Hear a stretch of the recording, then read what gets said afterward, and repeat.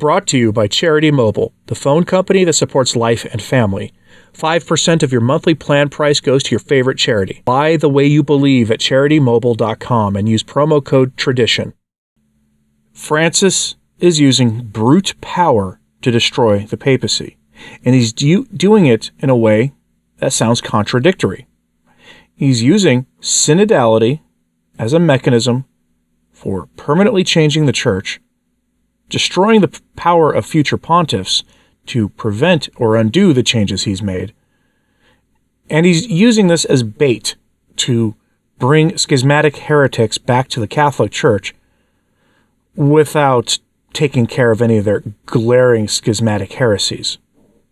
The story you're about to hear brings together both synodality and ecumenical dialogue and the deaconess's story. This is getting really weird, the things that Francis is doing. Anglicans were in Rome on a pilgrimage for the first time in possibly ever. And I don't mean individual Anglicans. I mean the arch-layman of Canterbury, Mr. Welby, was there, as were a bunch of their fake prelates. And I say fake because you'll see why I say that here shortly. But they were following in the footsteps of St. Paul and doing some other typical things pilgrims do on pilgrimages, including, in this case, visiting the Vatican City itself and getting a chance to meet with Pope Francis. And the things that were said are absolutely astonishing. So for context, let's check in with the Episcopal News Service. That's the official news arm of the Anglican Church, where we get this headline. Anglican primates embark on Rome pilgrimage, meet with Pope Francis. This is by itself a historic event, and for those seeking the surrender of the Anglican Communion on the heretical issues that keep them separate from Rome, for hoping that they will deny the claims of their founder, Henry VIII, one of the great villains of history. In fact, he is such a villain of history that the Anglican Church doesn't even like him. And their claims against the primacy of Rome and the acknowledgement that their holy orders have been null and void, with some exceptions, as we'll talk about in a moment. For those hoping for those things, unfortunately, your hope is misplaced. That's not what's going on here. In fact, it almost looks like the opposite, if you can believe that. Some context from that article quote. This is the first time the primates have met all in Rome with the Pope, and the Pope brought a strong message on the desire for Christian unity rooted in love and guided by the Holy Spirit. Anglican Church of Canada Archbishop Linda Nichols said in a May 2nd press conference. Maybe the most moving moment was when the Pope said to us, "This is a tough job. Please pray for me." We were thankful for our welcome there, and we will continue our prayers for Pope Francis, for our brothers and sisters in the community of the Church of Rome. And we are grateful for this opportunity to be here in a place of our shared history, Nichols said. 32 primates representing the Anglican Communion's 42 provinces met in Rome for the 2024 primates meeting, April 29th to May 2nd. Their communique is here. Archbishop Ian Ernst, director of the Anglican Center in Rome, hosted the primates. As pilgrims, they visited holy sites, including the Abbey of Trefontaine, the Basilica of St. Paul's outside the walls, and the Basilica of Santa Maria in Trastevere, before their audience with Pope Francis. End quote. There will never be unity between Rome and the Anglican schismatic heretical communion as long as they have fake bishopettes. Their holy orders, the Anglican holy orders, were already null and utterly devoid, as declared by Pope Leo XIII infallibly. Null and void. He did so in an encyclical, a very famous one. Although there now are exceptions to that, there have been some Anglican priests and bishops who have sought reconsecration and reordination through using some group calling themselves the Western Orthodox. These would be people who broke off Rome from a long time ago and have valid holy orders, but they are a small group. Others seek out valid holy orders through the Old Romans, another schismatic group from a couple of centuries ago. At this point, basically a group that went into schism in some manner or another in the aftermath of the declaration of papal infallibility. And remember papal infallibility. That'll become very important here because the things that Francis is talking about doing make no sense in light of papal infallibility, if you can believe that. But there are some who do seek out holy orders, valid holy orders. And so some Anglican bishops and priests possibly have them. That's up for Rome to work out all the meaning of all of that. But it's not so quite cut and dry as utterly null and utterly void as it used to be, because after that encyclical was released, some Anglican bishops and priests do in fact seek out valid holy orders. But at the core of this is a question of authority and primacy. And the Anglican Church rejects the primacy of the Roman pontiff. They also reject the limitation of sacraments, as evidenced by quote-unquote Archbishop Linda Nichols. And it's worth remembering, Rome will never be in communion with anybody who has bishopettes or priestettes. That's just never going to happen. Bear that in mind for the context. Headline from LifeSite. Pope Francis hints at new understanding of papacy during meeting with Anglican leaders. The pontiff's speech to the Anglicans held a revolutionary possibility, namely a decision by Francis to use the papacy itself as an ecumenical bargaining tool in a manner which could appear to undermine the authority wielded by the Pope. Francis is seeking to change the Church permanently. We have been told by Cardinal Pietro Parolin, by Cardinal Roche, by any number of cardinals attached to the Synod on Synodality, that the changes made to the Church after the Synod of Synodality is done with cannot be changed, that they are permanent. That's a challenge, it sounds like, to a future pontiff. But one way to do that would be to change the nature of papal primacy. This has been at the heart of the discussions between the Anglican Church and the Catholic Church. The Anglicans reject papal primacy, the primacy of the Roman pontiff. Their claims against the Catholic Church and papal primacy are very similar to those made by various groups of the Eastern Orthodox. Do you begin to see where this is going?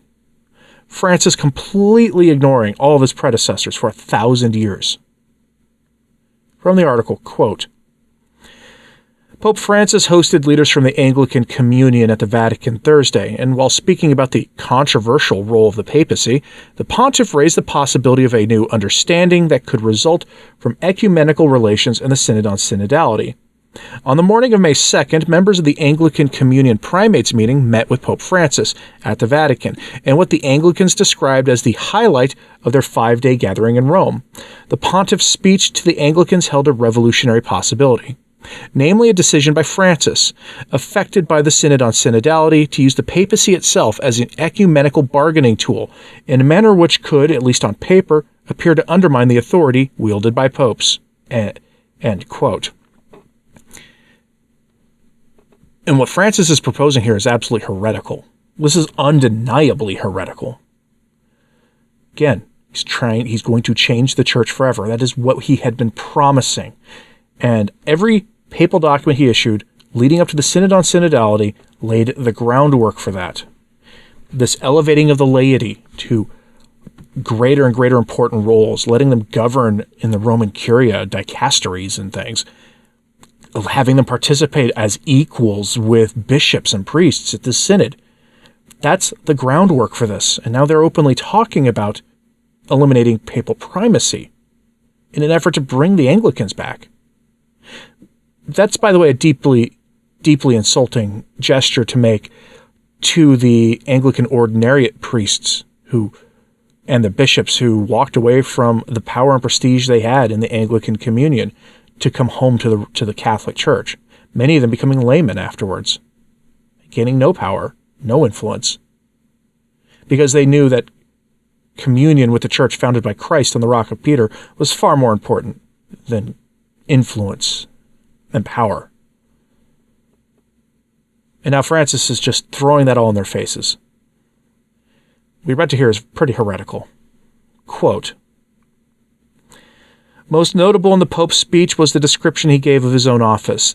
Thanking the Anglican primates for meeting in Rome, Francis declared, "I realize that the role of the Bishop of Rome is still a controversial and divisive issue among Christians."